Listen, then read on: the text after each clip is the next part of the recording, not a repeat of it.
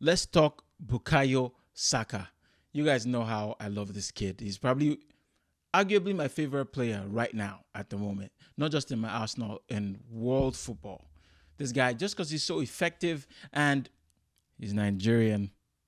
I can't go ask him. Go to his Instagram. You see post about Nigeria. He posted on the Independence Day, so he knows. He knows where his roots are from. He's also English, so but he plays for my team. He's our most effective player, arguably. But this season, for sure, clearly our most effective player. So let's talk about him. So in recent times, well, in the last couple of weeks, he's gone off with a knock, right? And then next game, he's starting. Last game we played in Champions League that we lost, he started again when nobody expected him to start. I think I made a video talking about that. And now, ARTETA just finished his press conference and says, oh, he's in contention to play. And then there's this divide between Arsenal fans. Rest this kid. We don't want to lose him for a month that he's hurt or he's tired. He's being ran into the ground. Now, I took a look at some numbers just to try to compare to how many games he plays and, compared to other players. And let me see exactly if there's some truth to what the fans are saying. I want to know who's right. Is he playing too many games, or are Arsenal fans actually, us? Are we babying this man a little too much? Now, I was looking at this guy, Pedri. Remember that season where he just seemed to play every game for club and country? And I think he also went to the Olympics after playing for the national team, playing for the club team, and he just felt like he was always playing. And then he had so many injuries after, right? He had a long-term injury right after. So that season, he played 73 games. And I feel it was very clear that this dude needed to have a rest. But he was just so effective. I can't even blame the coaches for putting him on. Really. I know he definitely wanted to play, but it's a coach's job to protect the player from himself, right? I get all of that stuff, right? But sometimes you go with what you see in training. If your player plays so effectively in training, I don't see the reason why you wouldn't play him. Now, let's use last season to judge Saka because, it's his best season as a professional in his career. And I wanted to check in on what the situation is with how many games he played versus the rest of the players. Now, let's take a look. So we know we had a World Cup mid-season, which is strange. Everybody knows. But that also took a toll on the players. But now, he played the World Cup, I think he played every single Premier League game for Arsenal. I think he only had maybe one game off because we went out early in the FA Cup, went out early in the Carabao Cup, and we're in Champions League and Europa League. We didn't go too far as well. So now let's see how many games this kid played last season. Let's check it out.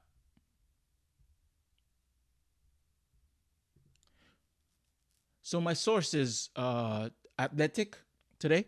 So according to Athletic, this kid played 58 games in all competitions for Arsenal, right? Last season. 48 games for Arsenal. That's in all competitions. 10 for England. 51 of those 58 appearances had him in the starting lineup. He was rested for one Arsenal game, the Carabao Cup last 32 tie against Brighton, and 3 for England, but didn't miss a single match through injury. Now, so it's clear that this boy is very fit, and he's just a strong kid. It's that Nigerian apple that his mom is giving him, so that's what he played. 58 games last season. Now let's see where he ranks according to, list with other players. Let's see how he ranks.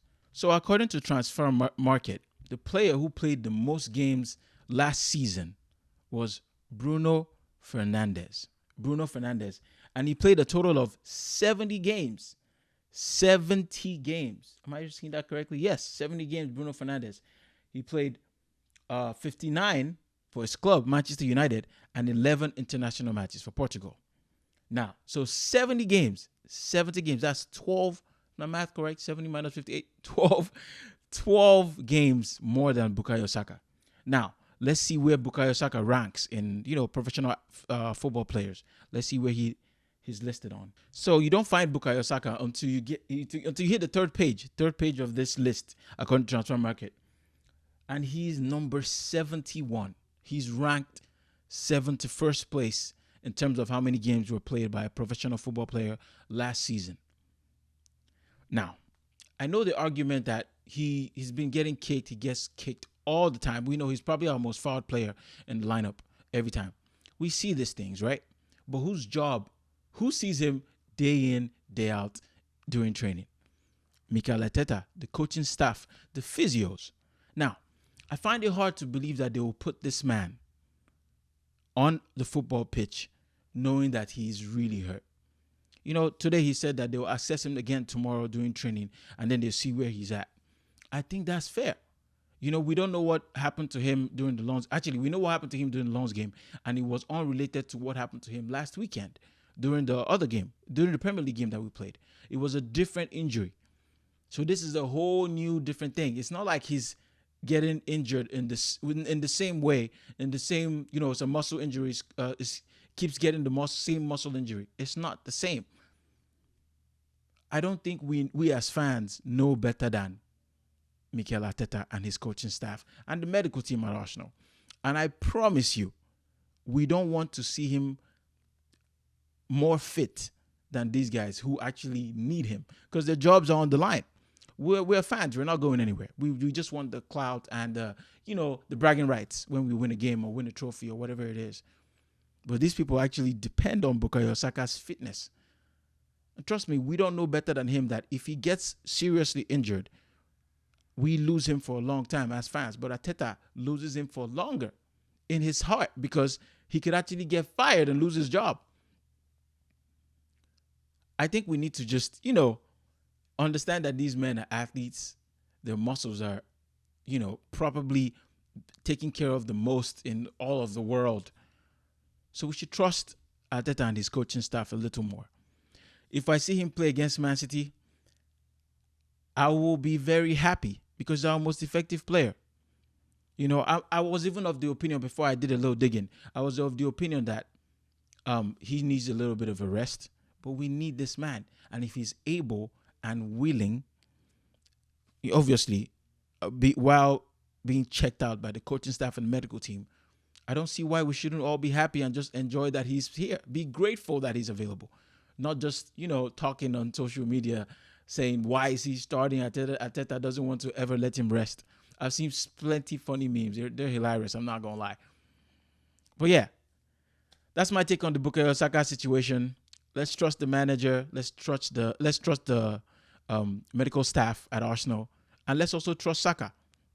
I don't think Saka might put himself at risk feeling okay. The adrenaline is probably our biggest game that we're going to play all season on Sunday, come Sunday against City. So I can see why he might force himself to play.